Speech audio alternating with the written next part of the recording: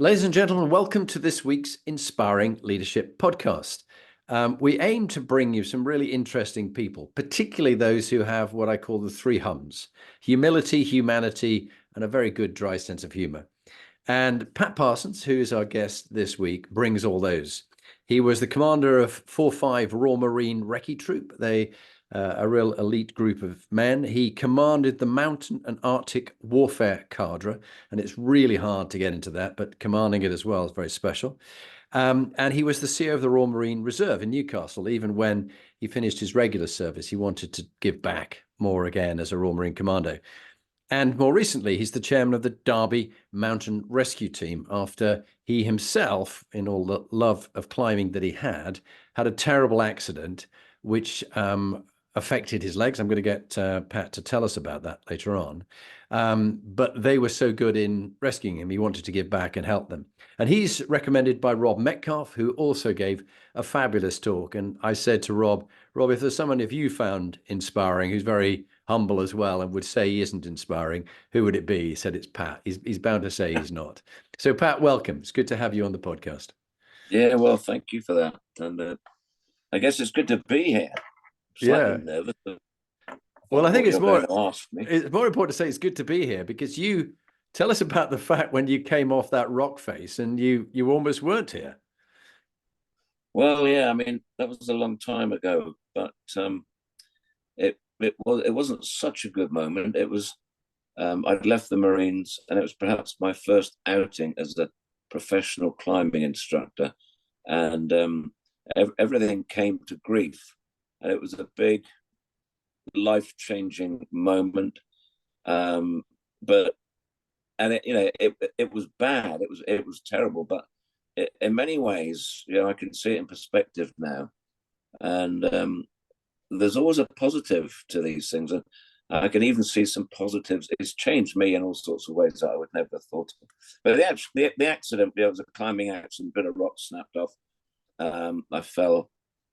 I didn't fall far. I fell 12 feet, broke my back, and I got a spinal cord injury, which remains with me to this day. And that effectively put an end to my climbing career, although that's what I thought at the time, but it hasn't actually. And it's opened up all sorts of other corridors. So while it wasn't such a brilliant moment, it has opened doors in all sorts of ways that I would never have expected.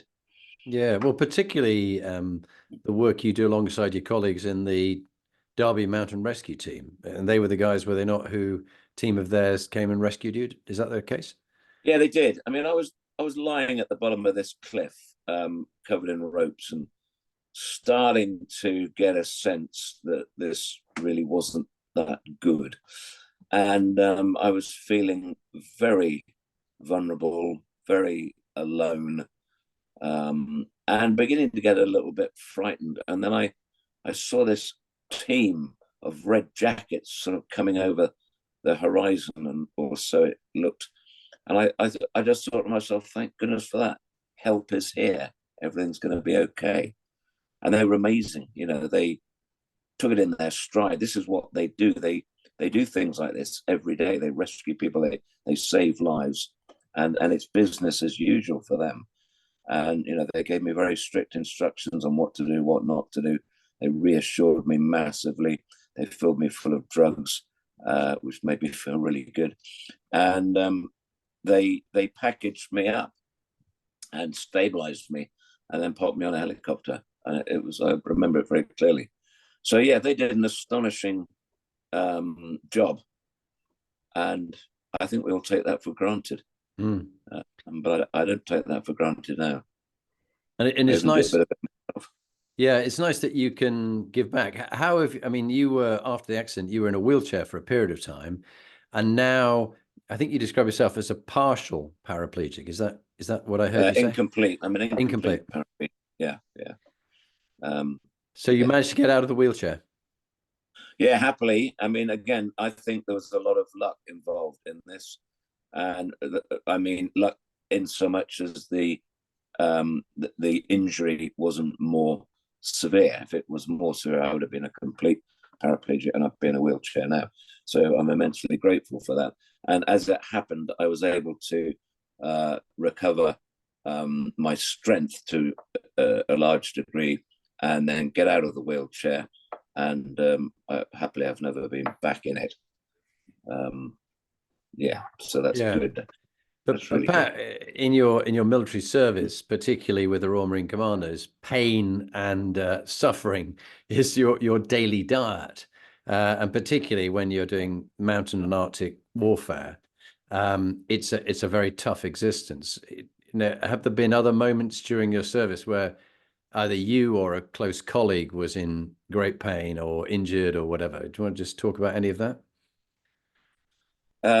Yeah, I guess that is true. In the mountains, things happen which you're not expecting. They will take you by surprise. There was one event. We were climbing a mountain in India, and a good colleague of ours was caught in a very bad stonefall. This was in the middle of the night in a storm, and I was called up to go and help him out. And two of us went to his rescue, and you were just wondering. Well, I guess when you're doing something like that, you're completely focused on the job in hand, which is to rescue this bloke and get him back to safety. You don't dwell upon it until after the moment has passed.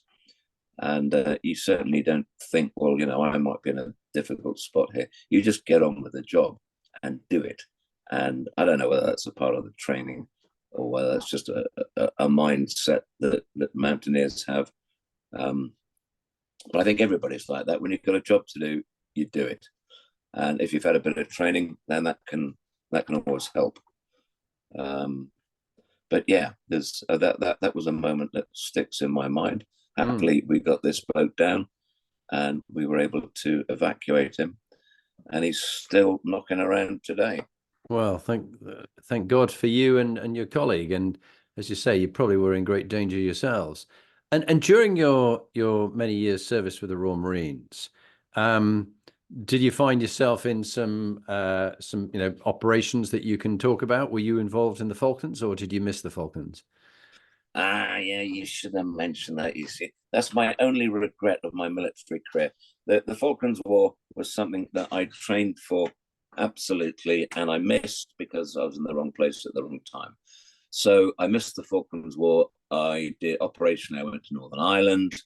I served in the Balkans, Kosovo, and I served in Iraq. But I missed Afghanistan, so I was a bit too old for I came out just as Afghan was kicking off. So those are my main areas of operational service. But that's a lot of operations. And if you, as you look back on it from the comfort of your home now, what were the big learnings from all those, the training for the operations and then going on the operations? Big learning. I don't know. You learn all sorts of stuff.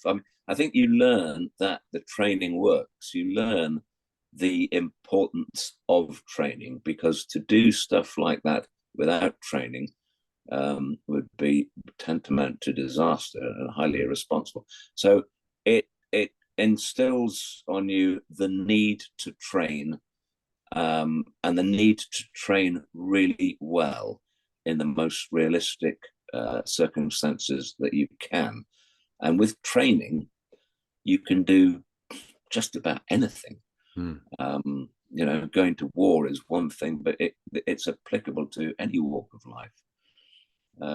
Training works. Yeah. And I know it's a statement of the blindingly obvious, but until you've actually been out on operations, you don't really think about it that much. Yeah.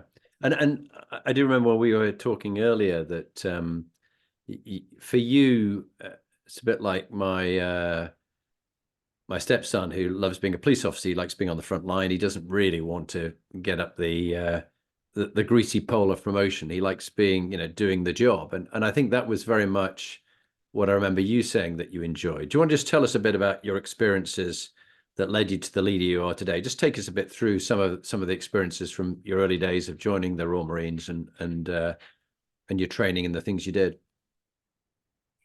Well, I think one of the abiding memories for any Royal Marines officer is when you leave training and you finally join an operational unit, for us that would be a commando, and you meet your own troop, which you're going to command for the very first time. That's a big deal. And for me, I was a young lad. I didn't have much life experience. I've been through all the training, which was great fun. And now, all of a sudden, it became real. And I was staring these real people in the face, and they're all looking at me, thinking, good God, not another one out of the box. And all of a sudden, I had to step up and make something of it. And I'm sure I was probably their worst troop commander they've ever had. I made so many mistakes, but in making those mistakes, I learned lessons. And, inevitably, leadership, like anything else, you get better at it the more you do it. And making mistakes is all right. Making mistakes is fine, especially if you live in a forgiving culture who allow people to make mistakes, and just as long as you learn from them. And so you build up a bank of experience. And I think now, so that was about 40 years ago. I think now I might possibly make half a decent troop commander. The only problem is that my body won't let me, because while my brain has got all that stuff, my body is completely knackered. And anyway, it's always just stay with that one. You reminded me of when your first appointment. My first appointment just out at Sandhurst was to the I was in the Royal Signals, and I went to one of the training units at Harrogate, and I marched in, and I had an ex-ranker captain, Ian Buckley, and who'd been a Royal Marine Commando and RSM of one of the signals units, and then he got commissioned and became a captain. And I marched in as a second lieutenant, and I saluted him, which I think he was a bit surprised by. Yeah. And I said, Jonathan Perks, reporting for duty, sir, and I don't know much about the army, so I'd like to be taught by you. Would you help me learn? He said, boy, he said, I thought I had some shit from Sandhurst who was all up his own rear and very pleased with himself. He said, but you got the right attitude. Come with me. And he took me to the pub, and he got me very drunk with all his neighbors, and made a fool out of me by sending me to the ladies rather than the gents. And they're all queuing up outside to clap me in when I came out of the wrong loos. And then poured me into the officers' mess and said, 0630, you're leading the troop run. Be there as if nothing's happened. And sure enough, I appeared, led the troop run, didn't make anything about having been very drunk the day before. But he just taught me the perspectives from how the soldiers saw things, and that you had to lead by example. And it was such a great start for me, because I would have been so full of myself and thinking I was God's gift, but I was deeply insecure because I didn't know what to do. But he really gave me such a good grounding, a bit like in your first troop.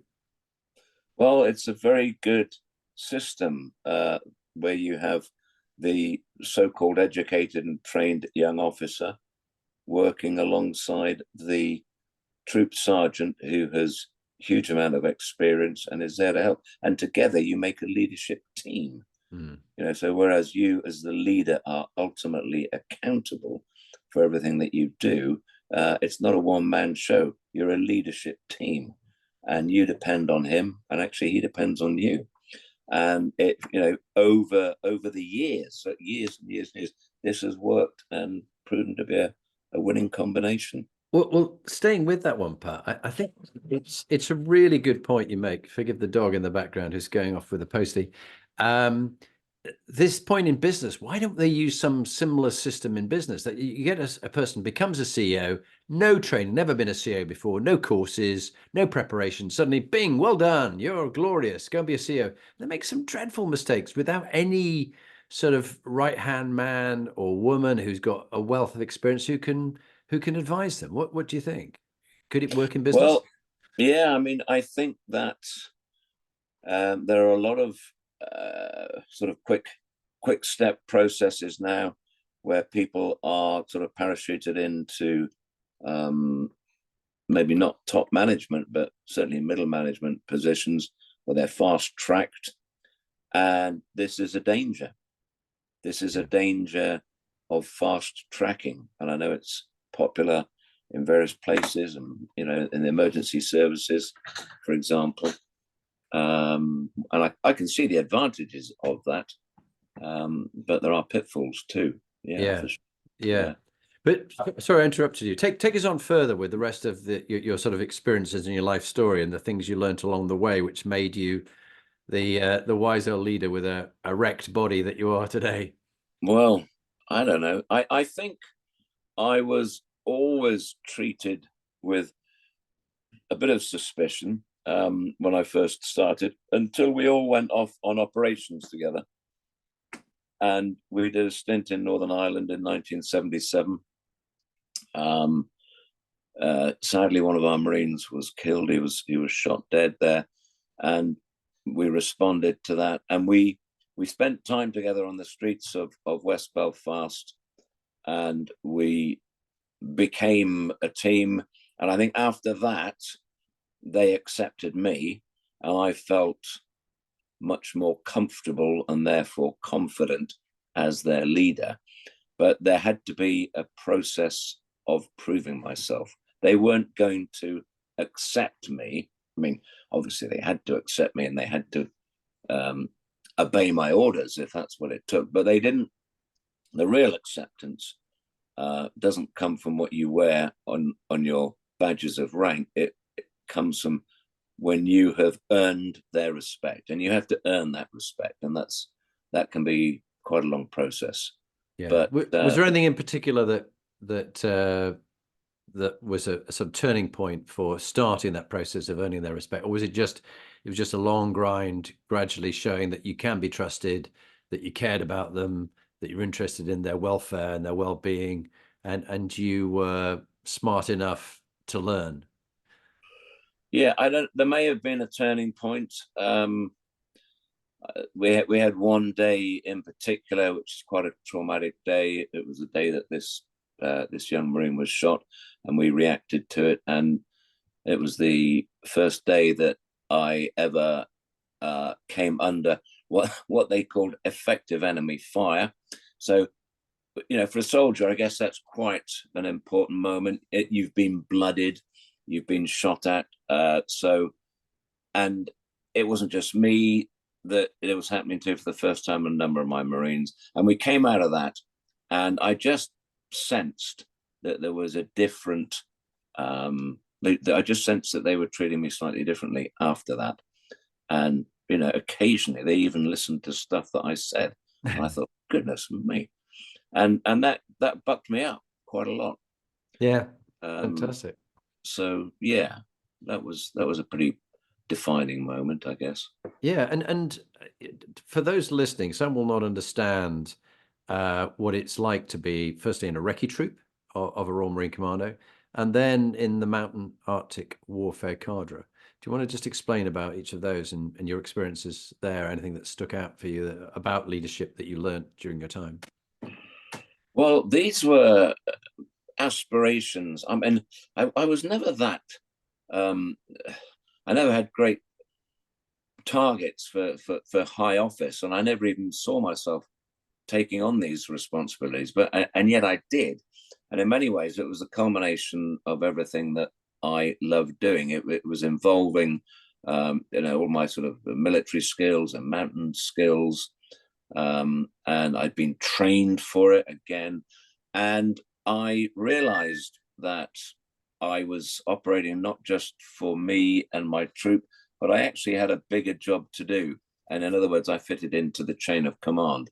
And so when I had a recce troop, I was working on behalf of the entire commando, and the work that we did would affect how the commando operated. Like we might have to go and make a reconnaissance of a winter night move on skis. And if you got that wrong, then the whole commando, the whole sort of 600-700 people, would know exactly who to blame. So there was a responsibility, there was an accountability. And so that was a bigger issue. And then the same thing with the Mountain and Arctic Warfare Cadre. That was a training organization, but it also had an operational role. It had a sort of direct action role in the Falklands, and on Uphaven in northern Iraq, we were the brigade reconnaissance unit, and so we were operating on behalf of the entire brigade. So yeah, it was walking up the ladder, I guess, and taking on more responsibility, more accountability, which had a different feel about it. And that's just the way it is in the military. You go from one level to another. But I certainly found that very rewarding. Mm. And over the years, Pat, you've come across some really good people that you've worked with. And if you were to pick out a couple that you found to be really inspiring leaders that you still know and you're still in touch with them, that you think would have a great story to tell on this podcast, who would you call out as people that you admire? Well, I've struggled because I knew that you were going to ask me that question, and I've struggled with this. My first thought was, people like Shackleton and who I absolutely admire. But your question was people who I have known. I didn't know Shackleton, although I feel like I've studied him a lot. So, that means the examples that I'm going to choose are people within my own sphere.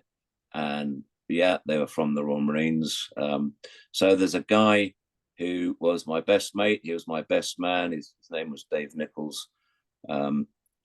He actually commanded the mountain leader training that I was engaged. He was the officer commanding the Mountain Arctic Warfare Cadre. Eventually, I took over his command. But he was an inspiring leader. He was a charismatic individual who had a proven track record at soldiering. He was the bravest man I've ever met. He was a ferocious and fearless mountaineer, and you just felt that you could follow this guy anywhere. And Dave and I became very close. As I said, he was my best man. He led the first mountaineering expedition to the Himalayas that I was on. If I was a deputy leader, Dave was the leader. And we were all newbies to Himalayan mountaineering, and there were a lot of big decisions to make. And Dave was ultimately responsible for them. He consulted us in a lot of them, but I mean, he was responsible. And he led the way and he gave guidance. But the big issue was, tragically, we lost a guy on this trip. He took a massive fall. And we were left at the end of the trip with a body, one of our mates. And we had to decide what we were going to do with it. We were a long way from any civilization. And I remember we sat around up in freezing base camp over a camp stove, and we had a long discussion about what are we going to do with Gary's body. And we weren't unanimous by any stretch of the imagination, but basically our options were either to try and repatriate the body in some way, shape, or form, or bury him there. And we opted for the latter course. But Dave was a guy who made that decision. We all had our own views. Dave was the leader. Dave was accountable. Dave made that decision. And I just felt that it was a very lonely decision to make. But he made it. And once he'd made it, we all went along with it. Just staying with Dave and the accountability thing. I think it's a particular one I see in business that people in a team often complain if the CEO doesn't hold people accountable and there's no consequences of poor behavior or poor performance. They seem to be allowed to get away with it, particularly if they're a favorite, whatever that. But that was never really something that the military allow that to happen. Everybody knows that they're accountable, and yeah, sometimes some people get away with it, but not for very long. Why do you think it works well in your experience, this sense of accountability and responsibility and courage, as you described it? Well, because you're given, certainly as a military officer, you're given very clear ground rules with which you operate in, and you are, it's made very clear what is expected of you. And again, this goes back to training, and leadership training teaches you about what it is to be a leader. What's the difference between being a leader and a manager? It tells you what is expected of a leader. What are you expected to do? And it makes it very clear that the buck stops with you. So you know all of this stuff before you go into that sort of situation. Yeah. And that may or may not be the case in other areas of life. I don't know. But if you are a leader, you need to understand what leadership is about. And it's not always obvious. And especially if somebody hasn't had that explained to them. How would you define simply how you see leadership and the difference between that and management in your own language? Well, I don't know. I think leadership is a very personal thing. It's an art. I think management is more of a science. I think you can teach management. I mean, you can teach leadership, but leadership is very personal. And it requires, from my point of view, somebody who is going to be able to inspire, somebody who is going to be able to get people to follow them, rather than just setting out a whole lot of guidelines and working on logistics and directives and that sort of thing. It requires the personal application of your character, you as an individual character, and how you relate to the people under your command. Management, I don't know, it seems to be a little bit more faceless than that. Leadership, you've got to step up. You've got to say, right, guys, this is what I want of you. And you're hopefully with me. Yeah. No, I think that's it's a really key one. I think that leadership is what this program is about, inspiring leadership. Yes, management is important, but I think leaders will make such a huge difference from the people they inspire and trust and bring on. It was interesting talking to Stephen Covey, his son, Stephen M.R. Covey, about trust and inspire, this idea of giving trust and giving inspiration to people so they willingly follow you.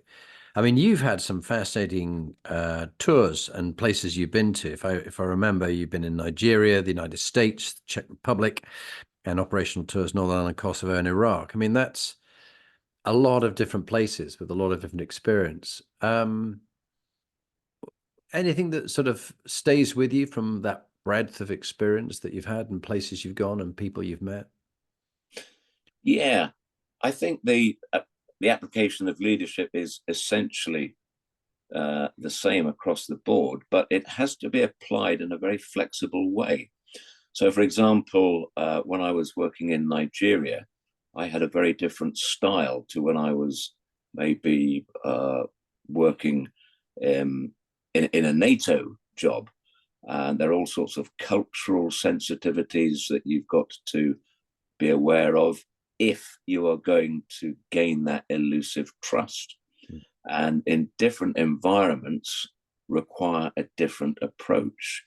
And I think you've got to be able to empathize with the people you are supposed to be leading. You've got to understand who they are, how they operate, rather than just go in and say and lay down the law. And I've found that to be true in throughout my life. Every situation is completely different. Every situation is totally different, and it's got to be approached in a very flexible way. And then once you've got some sort of empathy with who you're working with, then you can start to make a difference. Yeah, and one of the you've got to be able to listen. I think listening is a big skill set that actually more of us ought to learn how to do it. It's so right. It's something I need to practice each day, and you slip back. It's like one step forward and two back. With that theme, I'm very interested in learning from some dark moments in your life.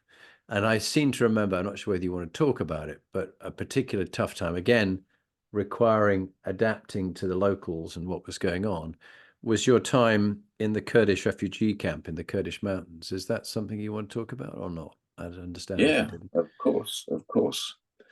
That was well, it was at the most desperate of times, and yet, every cloud has a silver lining, and I saw. Well, I was, first of all, my job there in the first instance was to run or manage or lead a refugee camp way up in the mountains, and I got there with my small cohort of Royal Marines mountain leaders, and there was a refugee camp of about 6,000 people. Wow. Not just Kurdish refugees, but people from across the spectrum of the entire humanity, people who were running away from the sort of dictatorships of Saddam Hussein. And we went amongst them, and got and we typically would sit down with a family around a big campfire at night, and we'd just talk to them, just trying to understand their situation. And I thought to myself, how on earth are we going to tackle this problem? Because it occurred to me that I've received no training whatsoever in how to run a refugee camp. We didn't cover that in our young officer training because at that time there weren't many humanitarian operations going on. But then I realized actually it wasn't that difficult. You just sort of break it down into its constituent parts. And I had the most amazing team of Royal Marines, senior NCOs, sergeants and colour sergeants under my command. And I divided up the refugee camp, and I gave each one of these guys a little area, and they went in to their area, and they did all sorts of great things. Like there was a very unfair system of food distribution. There was a black market system operating. We effectively broke that down, and we weren't there for a very long time, but we felt that we were starting to gain their trust. We walked around wearing a green beret, so we were identifiable as a particular unit of people, and we gained their trust. And it was one of the most satisfying periods of my life, actually, because I know that our team did a lot of good. We saved lives there, and we made a big difference, albeit temporarily, to some people who were in pretty dire straits. But we took from them also, I took from them the resilience that they displayed. I found was just astonishing. I mean, it's difficult to imagine being in a more dreadful situation than being a refugee in a foreign country. And yet, while they still had hope, they were still strong, and they remained as strong as you could expect. And we found that inspiring, and I've taken that away and thought about that a lot. Yeah, no, I bet you have. And I mean, looking back on your life and the young Pat Parsons, maybe when you were 16 to 18, what bit of advice would you give back to yourself if you went back and met yourself in Back to the Future? Pat, don't worry about this. This doesn't matter, but this is really important. Get this right. What would your advice be to a young man like you? Well, I still am young, Jonathan. I'm 68 years young. In my own little head, I'm getting younger and younger and more irresponsible with each day. But to answer your question, I think I would say, be yourself. Do what you think is right. Follow your heart rather than try to do the correct things. And if you think that something is right, it probably is right.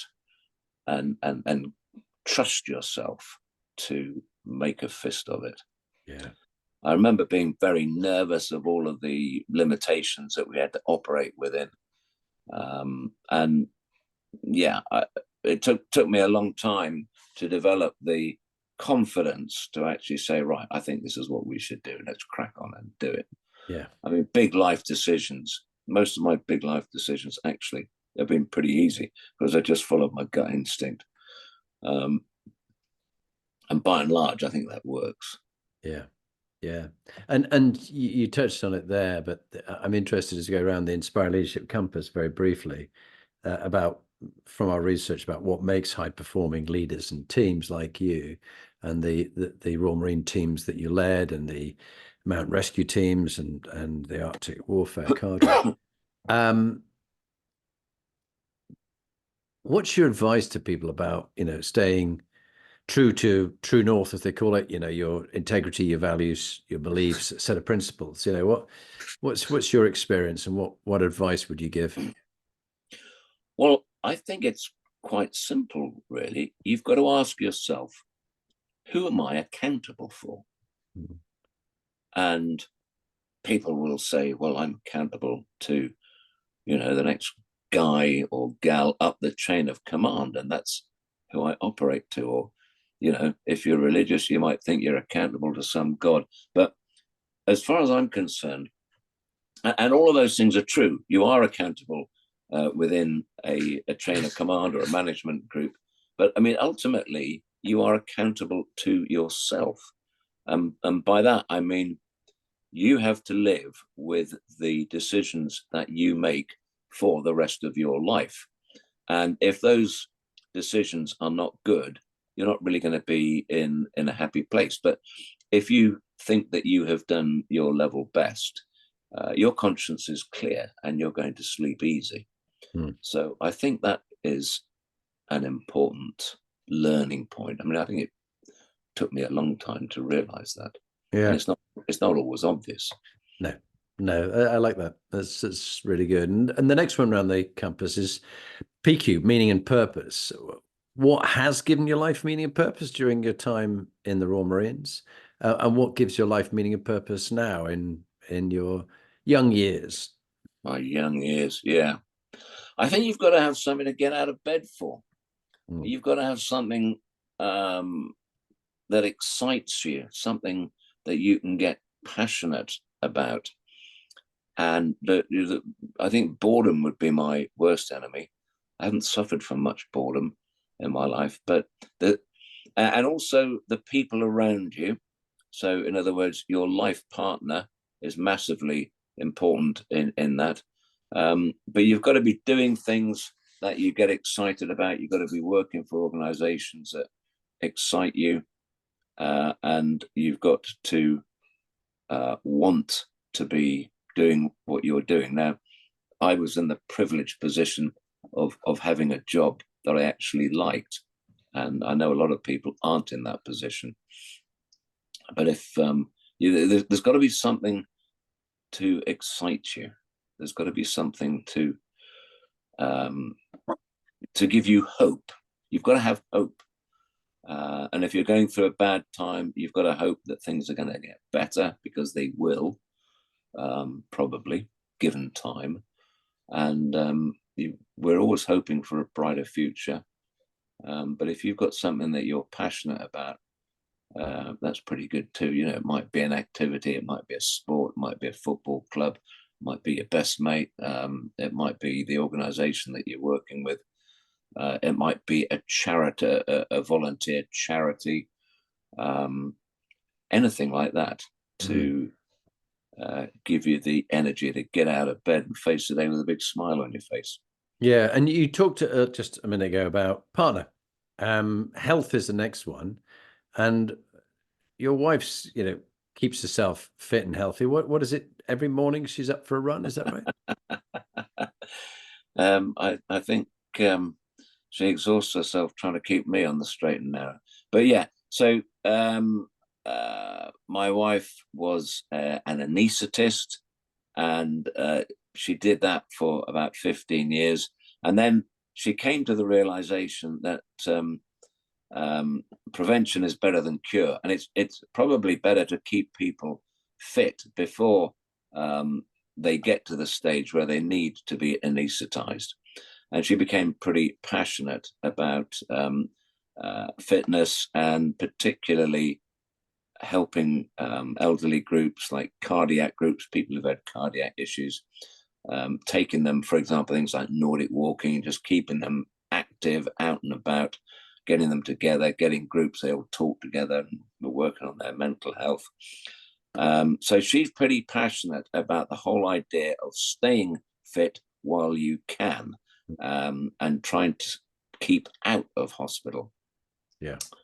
And you do that according to how you can do it. And the way that I approach that now is fundamentally different to the way I approached that 20 years ago.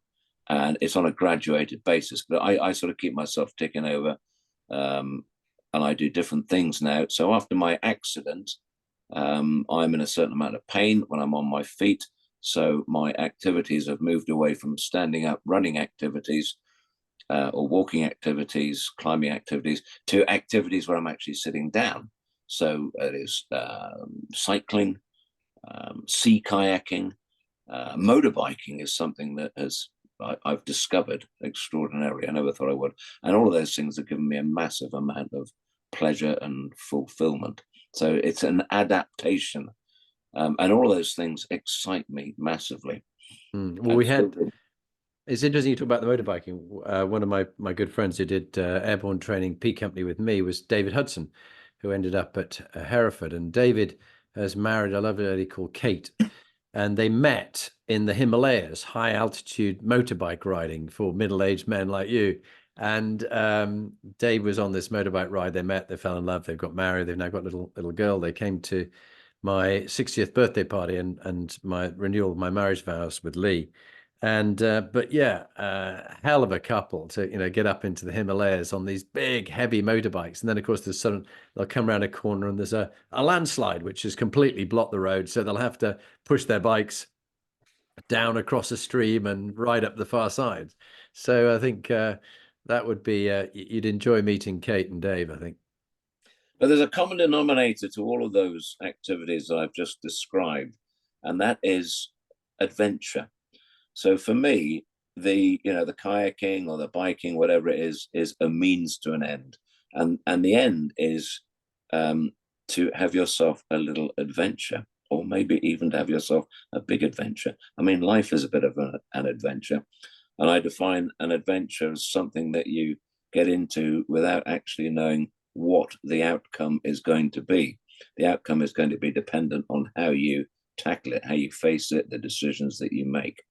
And to me, I've always had this desire just to look around the next corner. I just want to see what's there. That's why I think I love mountaineering. It was always an adventure. You're always discovering stuff. You're exploring, and I'm never happier than when I'm out and about exploring. It might be on my boat, or it might be on my bike, or sitting down in a kayak. You're having yourself a little adventure. It might be a couple of hours, it might be a couple of months. And I think that keeps you on your toes, keeps you young. And I appreciate that it's a privileged position to be in. Not everybody can afford to do that. Especially if you're living in Gaza or some other places around the world which are going through desperately hard times. They don't have these luxuries. No. So these are all luxuries. But that's the world that I live in, and that's what keeps me straight. Well, talk about keeping you straight. There's another ex-Royal Marine. I don't know if you come across him in your time, Jonathan White. And Jonathan got blown up, and he lost both his legs and one arm. And he's got into kayaking. I mean, to a really high level, sort of world-class kayaking. Yes, yeah. And you probably know him, but he taught me the Royal Marine 3 rules of resilience, which you probably know, but I'll share for the other audience. And the 3 military rules of resilience. Rule 1, keep going. Rule 2, keep calm. Rule 3, shit happens. If rule 3 applies, refer back to rule 1, keep going. Does that one resonate for you? Yeah, it does resonate, and I've heard it articulated in a slightly different way. What was the way you heard it articulated? Well, the way I heard it was rule number 1 is look cool. Rule number 2 is shit happens. And rule number 3 is if rule number 2 happens, revert to rule 1. But basically, it's quite a simple philosophy. But I do know John, and again, sign of my youth, that his dad was also a Royal Marines mountain leader, and his dad, I was his dad's boss while we were in Northern Ireland. Wow. Back in 1977. So yeah, and I'm aware of what John has done, and I am simply blown away by what somebody can achieve seemingly against all of the odds. Yeah. And he has not allowed himself to be defeated. He has snatched victory from the jaws of defeat, big star. Yeah. And I'm just in awe of what he's done and the way that he's done it. Yeah, well, that really, I'll just jump on to the RQ, the resilience aspect, resilience against adversity. He's a classic case of that. But what would be your tip to people listening I know people listening in 125 countries around the world now to this podcast, over 500,000 downloads. And what would be your advice, your tip on resilience? You've had to use it so many times now when you're in so much pain, but also in your days in some pretty tight scrapes in the mountains and the jobs you did. What's your tip on resilience? Well, I have thought about this, and I've come to the conclusion that it's basically, it's very simple. It's brutally simple. If you find yourself in a bad position, like the injury that you've just described, that John White had, a lot of people come up to me and they say, you've made a remarkable recovery. How do you do it? And the answer is that, for quite a long time, in my own experience after my accident, I myself was in a dark place, and I felt my once ebullient sort of self-confidence was completely shredded. My self-respect, my self-esteem was completely shredded, and I felt pretty worthless. But I gradually began to put things together again. And it wasn't until I accepted myself as I was that I was able to move on. And I realized it's brutally simple. I am where I am. There is no alternative. Get on with it. It is as simple. I'm not saying it's easy, but it is simple. It's brutally simple. Get on with it, because what is the alternative? I could stand here and moan and whinge about my situation, and I would make everybody around me miserable if I did that. Or I can put a bit of a brave face on it. I can accept that I am where I am. Nothing is going to change that, and therefore just do your best and get on with it. So it's brutally simple, but it is not easy. Yeah, great words. And of course, this is very much the Stoic philosophy, which I aspire to practice. There's been times when I haven't, but control the controllables. A lot of things are outside your control. Let them go. There's this problem of attachment to something that was and is no longer, but you're still attached to how things were. And it's not fair, and poor me, and I'm a victim. And I remember meeting my father's co-pilot, and after my father had been killed flying, and years later I want to know more about the father I never knew, because I was only 2.5 when he was killed. And so invited a number of officers from the Fleet Air Arm Officers Association to come and have lunch at Santos, where I was an instructor, captain there. And Bill White, Commander Bill White, my dad's co-pilot, said, Jonathan, you have a choice here. You can be a victim, poor me. My dad was killed and all my problems are because I haven't got a father and all this kind of stuff.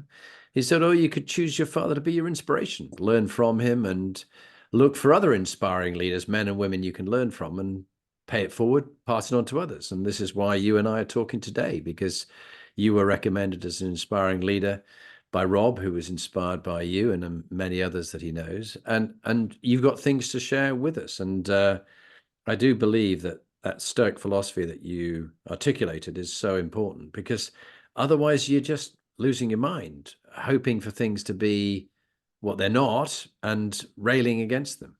Any further thoughts? But it takes time. That process, you have to go through a natural grieving process, and that you can't short circuit that. In my own case, I grieved for the old me. My old persona had certain sort of characteristics which I'd started to get used to, and thinking, I'm pretty good at this mountaineering game and got a certain amount of experience in that. And then all of a sudden that was gone.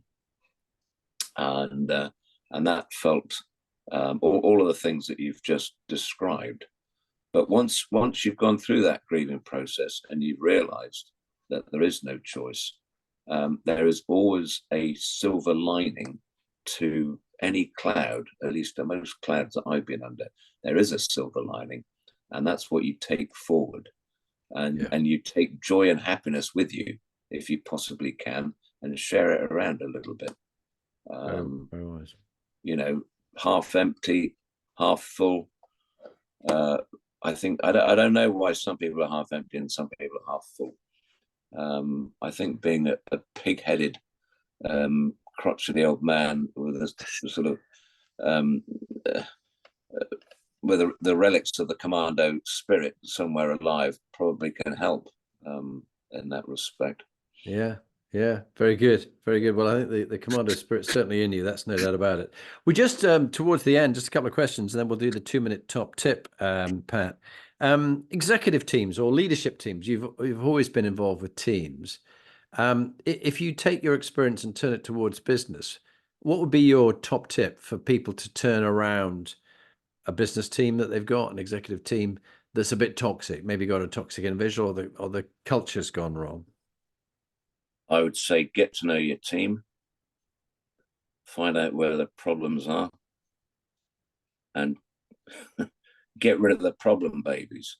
I mean, so as a leader, I believe anyway, the most important decision you're ever going to make is in the selection of your team. And if you inherit a team that is toxic, as you say, try and work out why it's toxic. And generally speaking, it might boil down to one or two individuals, and you either get them to come with you or you get rid of them and replace them with people who are going to improve the cohesiveness of your team. So you get your own folk around you. Yeah.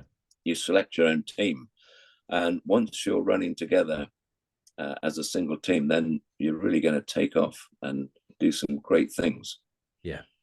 But it's difficult. It's difficult having people that either don't respect you or don't see eye to eye, and you spend your whole time sort of shadow boxing with them rather than making the team work. And there's nothing more satisfying than seeing a good team actually just getting on and making things happen. Yeah, so true.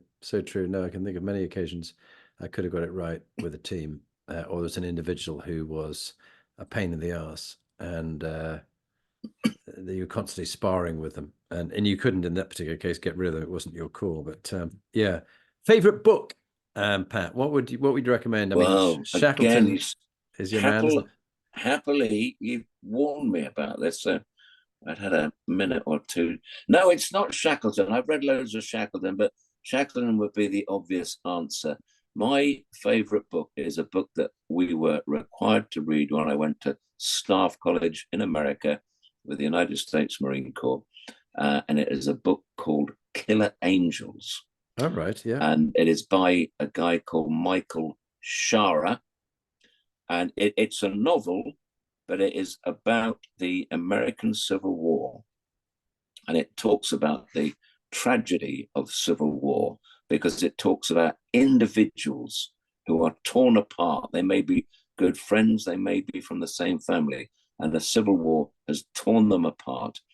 It also talks a lot about leadership, and especially it talks about the leadership of Robert E. Lee, some of the extraordinary successes that he achieved against all odds on the battlefield. And it is a rattling good read because it's a novel, but it also leaves you much more enlightened about what the American Civil War was about, the enormity of it, and its affects America as it is today. So really good read. So Killer Angels by Michael Shara. Thank you. I will get it, and I will, if I can listen to it as a dyslexic, I will do. But if not, I will wade my way through it and read it. But that it's a topic and a history period that fascinates me. And I recently read Grant Takes Command, which is a bit of on the other side, bit of a grind, but very interesting about General Grant. Okay, thank you, Pat. So, Pat, would you introduce yourself by name and what you're doing now, what you did before in your career, just in a thumbnail sketch, and what your top leadership tip is? And that will nicely round up our conversation. Okay, Jonathan. Right. Well, my name's Pat Parsons. I am currently the chairman of the Derby Mountain Rescue Team in the UK. My background is military. I was an officer in the Royal Marines for about 30 years. And my top leadership tip, I think, is if you're a leader, you should try and do what you think is the right thing to do. Now, that probably sounds very simplistic and very obvious, but it's not actually. It doesn't mean you should always do the correct thing, because the correct thing might be you might have to break the rules in order to do the correct thing, or in order to do the right thing.